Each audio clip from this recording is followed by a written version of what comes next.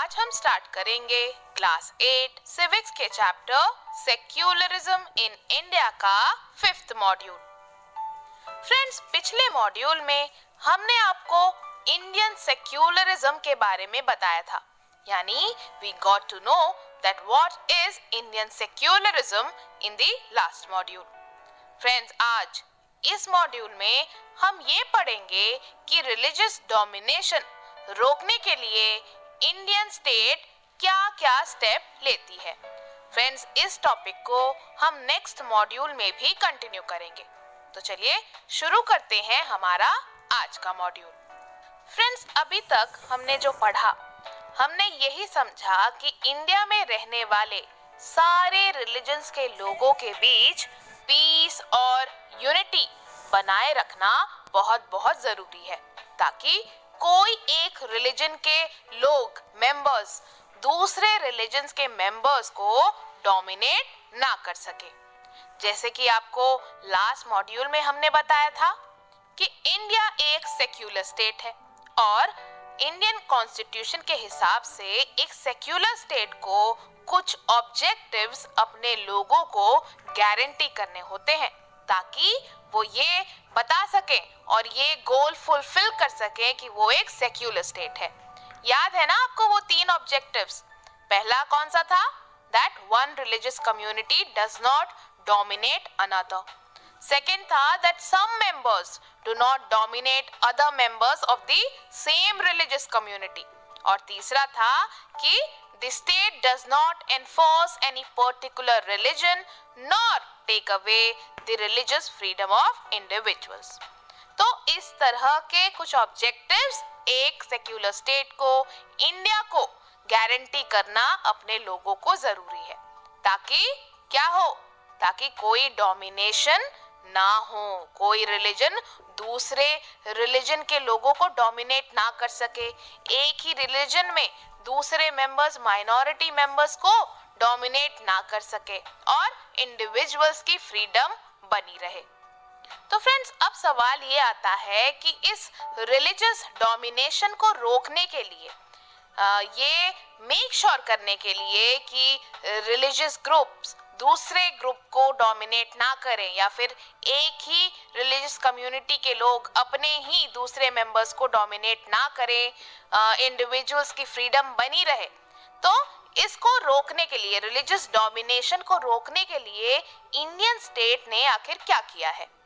तो friends, Indian state ने, India ने कुछ स्ट्रैटेजीज अपनाई है। तो पहली स्ट्रैटेजी क्या है? इंडियन स्टेट रिलीजन के मैटर से दूर रहता है। बेसिकली इंडिया में कोई एक पर्टिकुलर रिलीजियस ग्रुप, कोई एक पर्टिकुलर धर्म रूल नहीं करता और साथ ही इंडियन स्टेट किसी एक रिलीजन को सपोर्ट भी नहीं करता। इसीलिए हमारे देश में law courts, police stations, government schools और ऑफिसेस जैसे गवर्नमेंट प्लेसेस किसी पर्टिकुलर रिलीजन को प्रमोट नहीं कर सकते, डिस्प्ले नहीं कर सकते, ये सब उनको अलाउड नहीं है ना? क्योंकि इंडिया क्या करता है? इंडियन स्टेट रिलीजन के मैटर से दूर रहता है। So basically it distances itself from the religious matters, जिसके लिए हमारे देश में क्या है, क्या अलाउड नहीं है?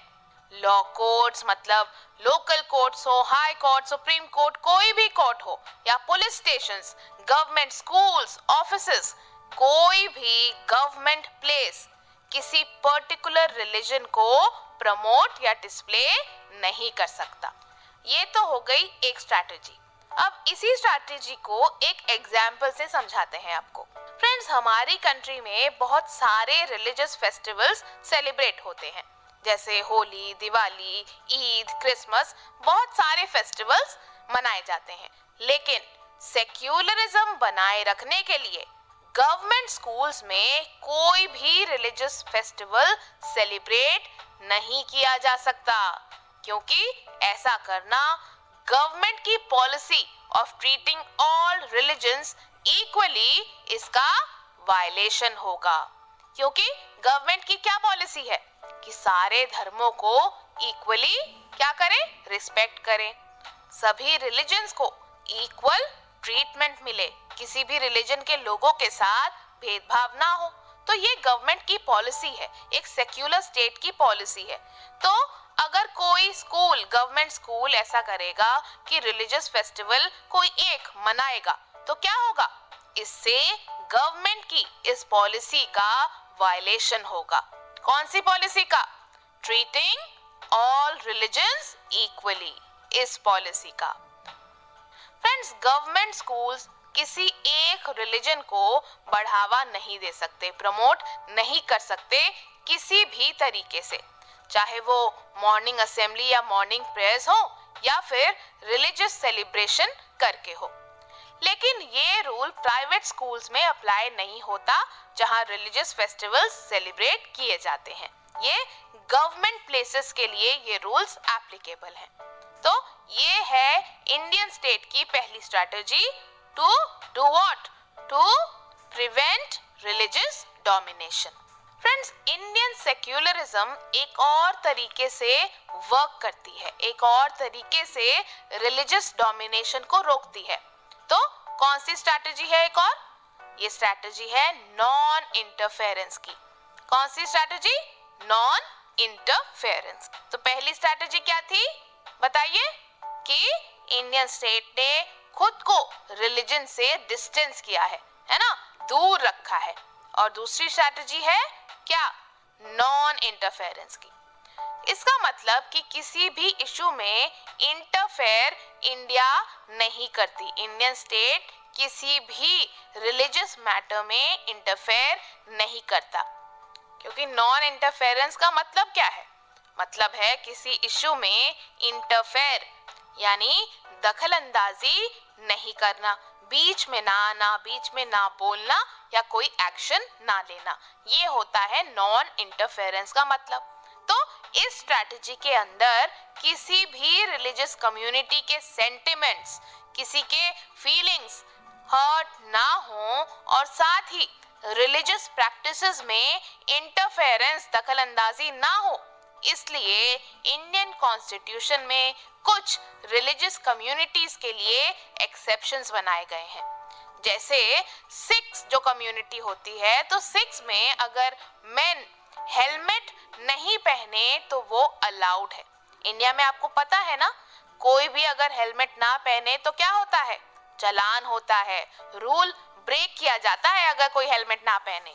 लेकिन सिख्स अगर हेलमेट ना पहने, अगर कोई सिख मैन हेलमेट ना पहने तो ये अलाउड है। जरूरी नहीं है उनके लिए, जो आदमी है सिख रिलीजन के, उनके लिए ये जरूरी नहीं है कि वो हेलमेट पहने, क्योंकि पगड़ी या फिर टर्बन पहनना उनके रिलीजन का, उनके धर्म का एक बहुत इम्पोर्टेंट पार्ट है। इसीलिए इंडियन स्टेट इस रिलीजियस प्रैक्टिस को रिकॉग्नाइज करता है और in order not to interfere with this allows an exception in the law, यानी कि एक्सेप्शन लॉ में लाया गया है so that इस रिलीजियस प्रैक्टिस में, उनके रिलीजन में किसी तरह का इंटरफेरेंस ना हो। तो इस तरह के एक्सेप्शन भी करने पड़ते हैं इंडियन स्टेट को, ताकि क्या हो, किसी के रिलीजियस सेंटिमेंट्स हर्ट ना हो। तो अगर कोई सिख मैन बिना हेलमेट के भी बाइक या स्कूटर चलाता है तो उसका फाइन नहीं होता। मतलब इस केस में स्टेट रिलीजियस मैटर में इंटरफेयर नहीं करता। यही स्ट्रैटेजी है नॉन इंटरफेरेंस की। तो समझ आया आपको? हमने दो स्ट्रैटेजीज डिस्कस कर ली हैं। एक और स्ट्रैटेजी है जिसके बारे में हम आपको नेक्स्ट मॉड्यूल में बताएंगे। लेकिन आज हमने क्या पढ़ा? हमने पढ़ा कि रिलीजियस डोमिनेशन को रोकने के लिए इंडियन स्टेट बहुत सारे तरीकों से वर्क करती है। जैसे पहला है कि इंडियन स्टेट रिलीजन से, धर्मों से अलग रहती है। इसका मतलब हमारे देश में किसी एक रिलीजन का रूल नहीं है, ना ही किसी रिलीजन को गवर्नमेंट प्रमोट करती है। गवर्नमेंट प्लेसेस जैसे स्कूल्स, पुलिस स्टेशंस, इस तरह के जो भी गवर्नमेंट प्लेसेस हैं, इनमें किसी पर्टिकुलर रिलीजन को प्रमोट करना भी अलाउड नहीं है। इसके अलावा इंडियन स्टेट रिलीजन के मैटर्स में नॉन इंटरफेरेंस की स्ट्रैटेजी भी अपनाती है। इसका मतलब इंडिया में सारी रिलीजियस कम्युनिटीज के सेंटिमेंट्स की रिस्पेक्ट की जाती है और स्टेट रिलीजियस प्रैक्टिसेस में इंटरफेयर नहीं करता।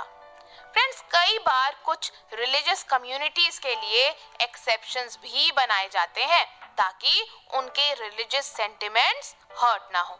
जैसे याद है ना, हमने आपको बताया कि सिख कम्युनिटी में टर्बन और पगड़ी जिसको बोलते हैं वो पहनना उनका एक रिलीजियस प्रैक्टिस है। तो सिख मेन को हेलमेट पहनना जरूरी नहीं है इंडिया में।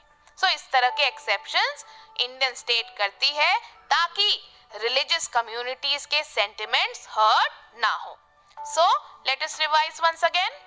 So, you know that Indian states works in various ways to prevent what? Religious domination. Any kind of religious domination.